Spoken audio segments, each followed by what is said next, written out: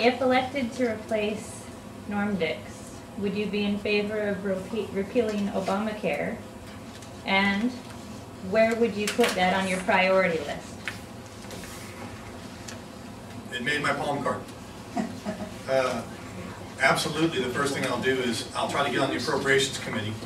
I think there's going to be a big enough freshman class that that'll be possible. You know, Norm Dix got on the Appropriations Committee his freshman term in Congress. And so from that position, and even if I don't get on there, I'll work my butt off to make sure that we defund it. You know, the whole scheme behind the healthcare thing is it's not going to actually start until 2014, but they're starting to tax for it now. So we'll just defund the agencies that can collect the tax, and we'll defund all the other provisions that they put in there. 154 brand new agencies that are not related to healthcare. Personally, I've got a big problem with it because when I graduated high school and then went to college, I used Stafford loans as well to help get me through college. And I went to the University of Notre Dame, a private school that teaches a Christian education. Now, what they did in the healthcare bill, and I don't know why this has anything to do with healthcare. Of course it doesn't. It was just a socialistic grab in my mind. But they completely publicized or deprivatized the Stafford loan program. Everything now comes through the state. Well, according to a lot of liberal belief on the Constitution, there's a separation between church and state. So does that now mean because the government issues the Stafford loans that subsidize loans, does that mean that they would no longer give me a loan to go to the University of Notre Dame because it's a religious institution and there has to be separation? Think about that. There's just a ton of little land grabs or human rights grabs or just general liberty grabs in that bill, and I'll absolutely to the core fight to get it repealed. Now, quite honestly, in this next Congress, even if we took back all the House, I don't think we could get a repealing of it passed until Obama's out, because I don't think we'll get enough seats in the Senate to overcome a filibuster, or enough votes in the Senate to override a presidential veto. So, but we'll certainly defund it and stall it out until we can get it voted out in 2012. My name is Janet Hunt, and how would you ensure that you won't become a country club Republican by representing only special interests that will pad your pocket? Don't hit me. So I think you asked it. I mean, you just answered it all along every time. I know, yeah. I know. I think there are three main things that I can do. The first one is I'm very much in favor of term limits so that no one can stay too long in Congress. 4 or 5 terms I think is appropriate. 10 years, I think that if you look at just what happened in Congress, and you may have heard me make this statement before too if you've seen some of my stump speeches, but you kind of get the Hollywood syndrome going up there. You know, everyone in Hollywood kind of lives this life that is kind of disconnected from reality, and we look at what they're doing on TV and like, what were you thinking? And eventually I think that starts to happen in Congress.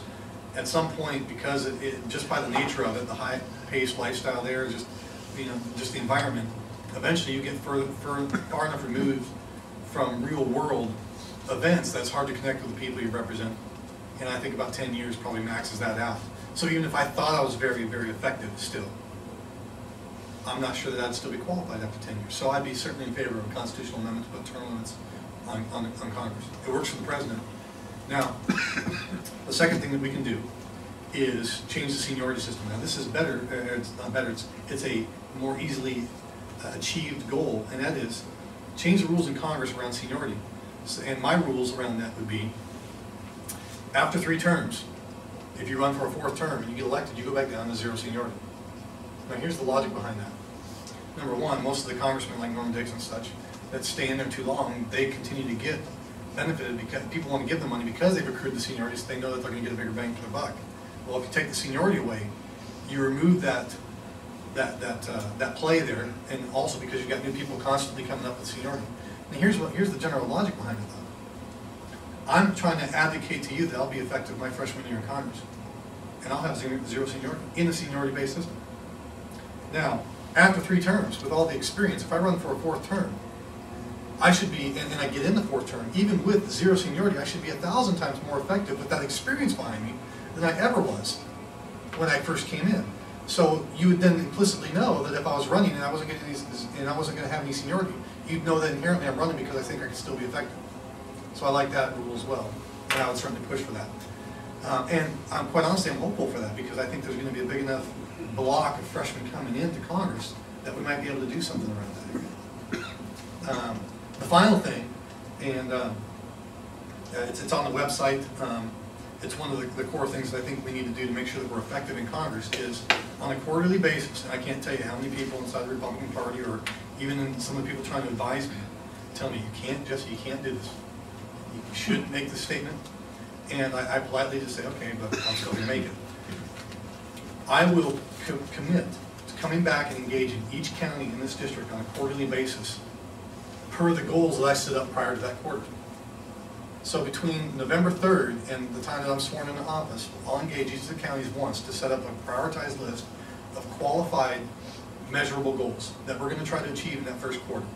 Now, they might be long-term goals, so what we'll do is we'll say, well, if this goal can't be accomplished until the end of the year, fine, but we're going to put a gate point or a gateway in there so that we know if we're tracking well to it in that first quarter. And then what will happen is at the end of that quarter, I'm going to come back to every county and I'm going to let you fire away. And we're going to see if I'm being effective. And if I'm not, then we're going to re-engage and we're going to see what we can do to make it happen. Now, if I think if every congressman did that, you'd have a hard time finding them being corrupt because they're going to get, you know, in this district, that's 6 counties I got to sit before. Now, quite honestly, what I'm doing there is I'm trying to make myself more inherently motivated to get the job done for you rather than sit up there and go to a bunch of nice, you know, golfing tournaments or, you know, some gala over here or whatever. I'd rather stay late and get the job done. It's always helped me in a free market. Listen, I'll tell you what, man, knowing that the CEO was waiting for a deliverable of mine when it's the CEO and your job's potentially on the line or at least your reputation and career advancement, it motivates you to get the job done. I don't want to come back here and tell you I was going to do A and then you guys find out and say, well, Jesse, why aren't you further along in A? I don't want to have that type of report. So I think that will inherently keep me motivated and less likely to, you know, bow to the special interest. Okay, what does the Constitution mean to you? Someone asked me in Clallam County what I thought the definition of truth was, or if I believed in absolute truth, and if so, what was the foundation of it? And as I have thought about that answer, you know, certainly personally there was an answer for that, but from a nation standpoint, you try to look back on some foundation or rock. And if you look for a foundation of truth for this nation, it is the Constitution. Anytime anybody ever has a debate on as to whether or not something is right or wrong, is this bill legal? Is this government agency legal? Is this law legal? They go back to the Constitution. It's the foundation rock. It is the truth for this nation. That's what the Constitution is to me. It's the truth. And we should base everything that we do upon it, which is why on the palm card, you'll see that it says Constitution first. Now, some people think that by putting that means that I've committed myself to memorize every article in there, right? I'm not going to do that. But what I can promise you is that every issue that we address will be founded on the truth of the Constitution. And you know, we'll constantly go back and reevaluate. Are we meeting that goal? Because it's a principled belief that you have. And if you believe that the Constitution is the truth of this nation, then we should go forward on it. I think that truth, that foundation has built the greatest nation that ever existed on this earth. So why would we try to move away from it? That's what the Constitution is. My name's Brenda, and I have a question on here. What specifically are you trying to do to win this election? What are you keying in and zeroing in on? Okay. I don't know. I have this one right here. I think it's the Oh, you're one- looking at, this I'm is the a- one we're on. Okay, I'm on the wrong one. Which 12? Well, I don't have 12. oh, Excuse me. Okay, on 12. Do you support cap and trade, Joe? oh, you Nope. didn't get the third page. I'm sorry. I So do that not. was one, okay, and then this one over here, on this line right here, do you support cap and trade, and why or why not? Because it'll kill business and innovation. So I do not support it fundamentally. You want to go more? I mean, I can, but I mean, it's like almost like a period at the end of, I do not support it. I agree. What do you see as the biggest problem in your own party? Looks like you can answer. 30 seconds.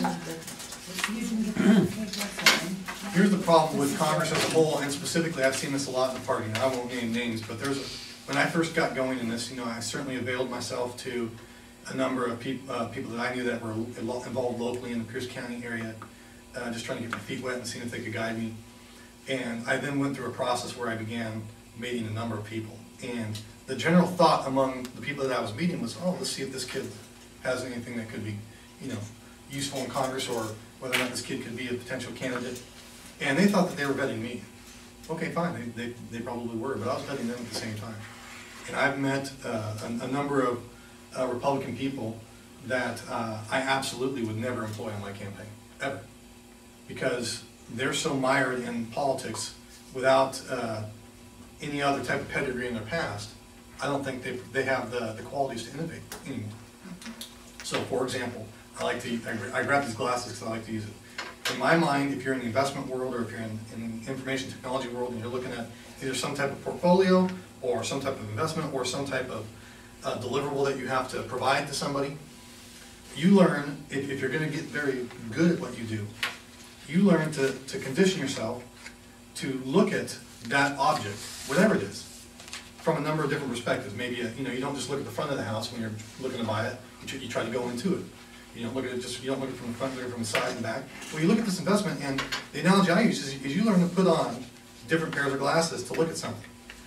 And typically, the biggest problem I see, and it's in the Republican Party too, is that the only way they know how to look at something is with one set of glasses, and they have these big dollar signs written on them.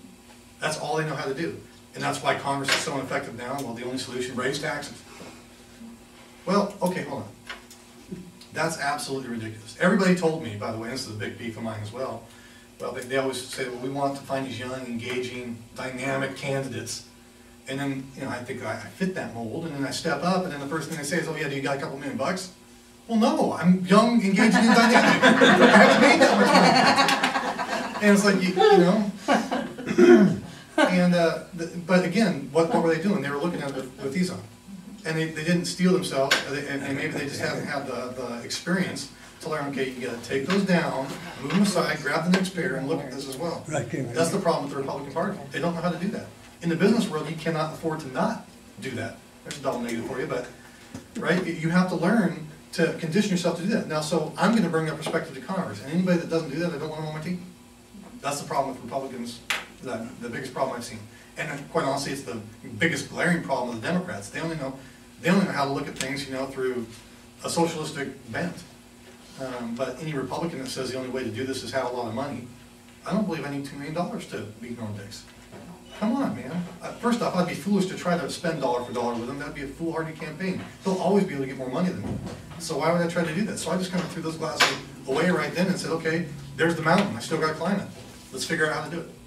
That's what I want to see in the Republican Party. I don't want to see these glasses with dollar signs on them.